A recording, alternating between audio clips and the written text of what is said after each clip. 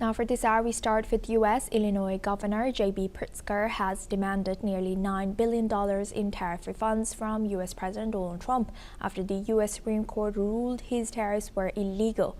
Pritzker has urged the White House to cut the check, arguing the tariffs hurt farmers, increased grocery prices, and caused widespread economic damage. California Governor Gavin Newsom has joined in, calling the tariffs an illegal cash grab and demanding immediate refunds with interest.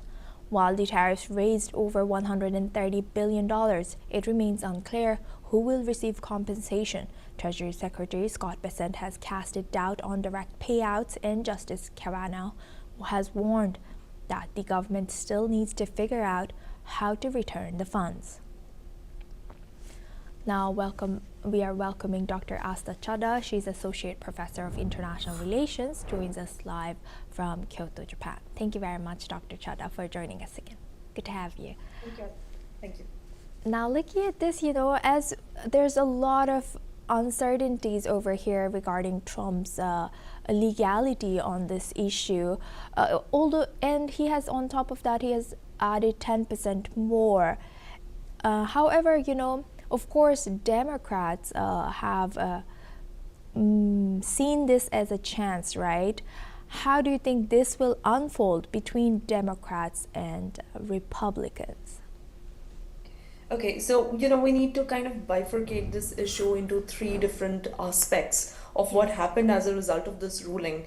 So what has been ruled completely against the Trump administration is the fact that they evoked an emergency economic powers act in order to apply these tariffs or strike countries down, which including rivals and strategic partners with tariffs or reciprocal tariffs, imposing on them certain rules and then trying to negotiate deals for the US. That has been found to be unfair, and those tariffs currently stand suspended. The second aspect of this ruling is that from the opposite side, which is several Democratic-led states and their leadership, they are demanding refunds. The problem here is, can they demand refunds? I mean, politically, as a rhetoric, sure, they can do it. But the truth is that even the court does not provide any details on how exactly these refunds or what is going to be the kind of mechanism to allow for these refunds to reach out to the impacted or the affected people or the affected organizations or the corporates. There is no clarity on that, right? And even if it were to become a reality, it's going to stretch into years. That's what they said. It's going to be a long drawn process. So even though, yes, it is a win for the opposition that had consistently criticized the imposition of tariffs at whatever random rates under the current administration, there is no clarity on whether or not there would be a payout, whether or not there would be compensation of any kind. And the third thing that you raised, which is again very important, is this new 10% global tariff.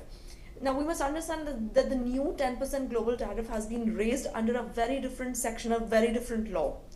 Unlike the previous ones that have been struck down by the court, which were under the IEEPA, which President Trump's administration tried to by evoking emergency powers, this one actually does allow the president to impose temporary import surcharges of close to 15% for 150 days. And the current administration under President Trump wants to use this as a measure in some way to in their words, make sure that there is no unfair trade, make sure they can investigate any impacts on national security and economic security of the United States. And so 150 days is a window under which they are imposing a global flat rate of 10%.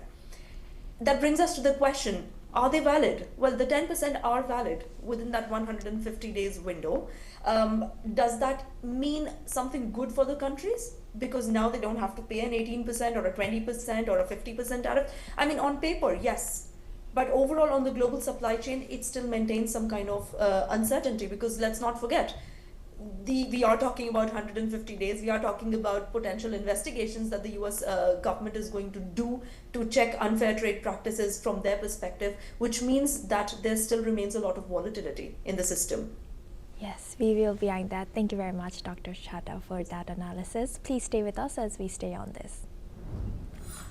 Now, President Trump has slammed the U.S. Supreme Court justices who dealt him one of the biggest defeats of his second term by striking down his administration's global tariffs.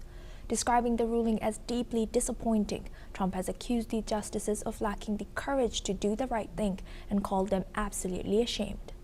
During a White House press conference, Trump has launched a sweeping attack on both liberal and conservative members of the court, expressing his belief that the decision was influenced by foreign interests, though he provided no evidence. The ruling, which declared that presidents do not have inherent authority to impose tariffs without congressional approval, was a blow to President Trump's trade agenda.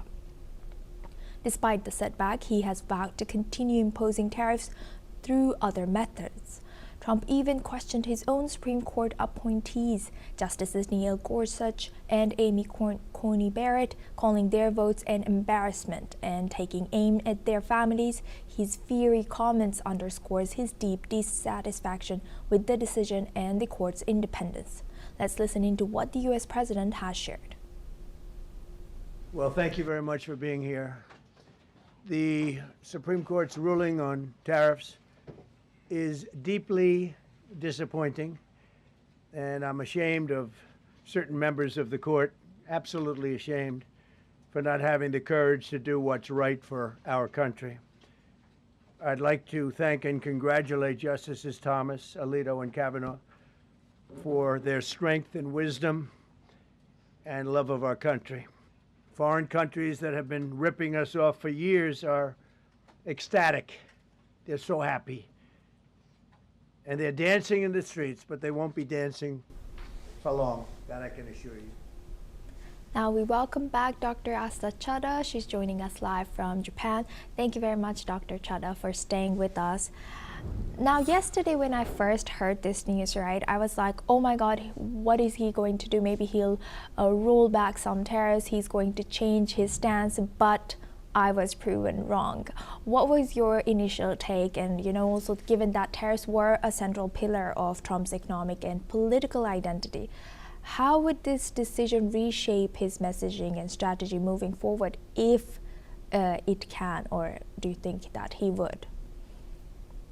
Right. I mean, this does come in some way as a surprise, given that his own appointees, two of them, had actually joined in the 6-3 vote, which basically means that his tariffs are in some way not legalized anymore. They don't fall within the purview of the powers that president can wield. Another good thing out of this is that there is some more clarity in the United States, at least, whether it's among the conservatives or the Democrats, with regard to when and to what extent can the president overstep their boundaries, to take on roles or take on powers that have been allotted or allocated to the Congress versus to the president. And this particular ruling in some way draws that line very well. With regard to this being a central pillar, I mean, I agree with your reading here. This was and had been for a very long time part of his overall rhetoric on making America great again and centralizing America first in his foreign policy, which meant levying tariffs in one way and bringing better deals for the United States. But should we look at it as a win for the opposition and a loss for President Trump? I think more than economics, this administration will probably have to pay more in terms of loss of political legitimacy. A lot of the loss of the fact that many of the supporters of this government would be losing trust in the capability of the administration to maintain some sort of long-term stability, whether it's political stability or it's even economic stability. Now, what does that mean for any future tariffs? I mean, like I was just mentioning earlier, the new law, or the other law, not the new law, I should correct myself, the other law, the Trade Act of 1974, which has now been evoked, that explicitly does allow the president to impose temporary import surcharges. What needs to be monitored here is that this new 10% global tariff, which direction will it take? I mean, is it going to be used in some way purely as a bridge measure to make sure that the amount of tariffs, or the amount of tariffs that were levied and the amount of revenue that was supposed to be generated doesn't immediately fall to zero? So these new 10% global tariffs would in some way help stabilize that balance of payment deficit in the short run, which is a 150 days window. Or are these new 10% global tariffs going to be utilized or instrumentalized yet again as a measure for this government or this administration to punish a lot of other powers who apparently have been dancing in the streets, enjoying this current ruling. But again, I mean, at the end of the day, this was very much, I mean, in terms of the judgment, I think there was no doubt that probably this judgment would have come at some point, if not sooner than later.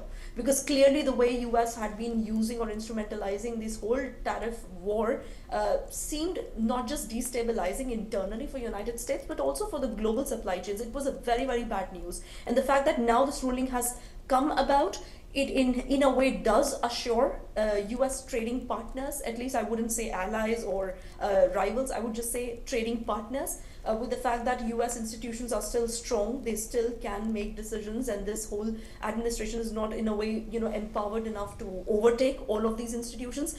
But it still does not answer the question, what is to come next? It remains still Yes. too unpredictable and too volatile. Yes, 100%. Indeed, a lot of things are still under the wraps, but thank you for sharing that analysis with us, Dr. Chadha. Thank you.